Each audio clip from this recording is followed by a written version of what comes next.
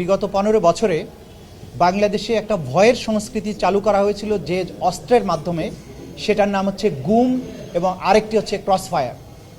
এই যে গুমের মাধ্যমে হাজার হাজার মানুষকে সাদা পোশাকধারী বলেন বা পোশাকধারী বিভিন্ন বাহিনী এসে তুলে নিয়ে যেত এবং তারপর তারা কোনোদিন আর ফিরে আসতো না। অধিকাংশই ফিরে আসেনি, কেউ কেউ ফিরে এসেছেন যাদেরকে সুনির্দিষ্ট কিছু মামলায়, একই প্যাটার্নের কিছু মামলায় তাদেরকে আটক দেখানো হয়েছে, কাউকে গুলি করে ফেলে রাখা হয়েছে, কাউকে কয়েকজনকে স্বৈর শাসকের অবসান হওয়ার পরে, শাসনের অবসানের পরে যারা আয়না ঘর থেকে বা এই গুম ঘর থেকে তারা ফেরত এসেছেন।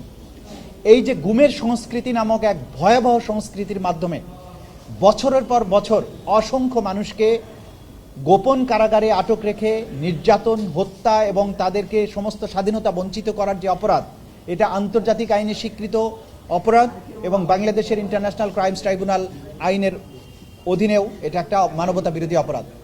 সেই অপরাধটা সংগঠিত হয়েছিল তদানীন্তন প্রধানমন্ত্রী শেখ হাসিনার প্রত্যক্ষ নির্দেশে, পরিকল্পনায়, এবং সেই সময়ে সরকারের যে সমস্ত বাহিনীগুলো ছিল, পুলিশ থেকে শুরু করে বিভিন্ন গোয়েন্দা বাহিনী, তারা সবাই এগুলোর সাথে বিভিন্ন এই বাহিনীর কিছু কিছু সদস্য যাদেরকে নানানভাবে পুরস্কৃত করে পদক দিয়ে তাদেরকে দিয়ে এই সংঘবদ্ধ সিস্টেম্যাটিক ওয়াইড স্প্রেড এই অপরাধগুলো করা হয়েছিল। যেহেতু এই অপরাধগুলো একটু ডিফারেন্ট নেচারের, গণহত্যার অপরাধের চেয়ে, এই জন্য আজকে ডিফারেন্ট একটি মামলায় তাদেরকে আমরা গ্রেপ্তার দেখানোর জন্য আবেদন জানিয়েছিলাম। এর মধ্যে সাবেক প্রধানমন্ত্রী শেখ হাসিনা, তার তদানীন্তন নিরাপত্তা উপদেষ্টা তারিক সিদ্দিকী, তদানীন্তন আইজিপি বেনজির আহমেদ সহ বিভিন্ন সংস্থার মোট 12 জনের বিরুদ্ধে আজকে আমরা গ্রেপ্তারি পরোয়ানা জারির জন্য আবেদন জানিয়েছিলাম। আদালত সেই গ্রেপ্তারি পরোয়ানা জারি করেছেন এবং এদের মধ্যে একজন মেজর জেনারেল বরখাস্তকৃত জিয়াউল আহসান, যিনি কারাগারে আটক আছেন, তাকে প্রোডাকশনের জন্য আদেশ দিয়েছেন।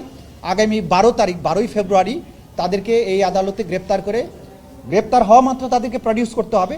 আগামী 12 ফেব্রুয়ারি এই মামলার পরবর্তী দিন ধার্য করা হয়েছে, যেদিন যদি তদন্ত রিপোর্ট আসে, তদন্ত রিপোর্ট দাখিল হবে অথবা এই গ্রেপ্তার সংক্রান্ত রিপোর্ট দেওয়ার জন্য আইন শৃঙ্খলা রক্ষাকারী বাহিনীর প্রতি নির্দেশ দিয়েছেন।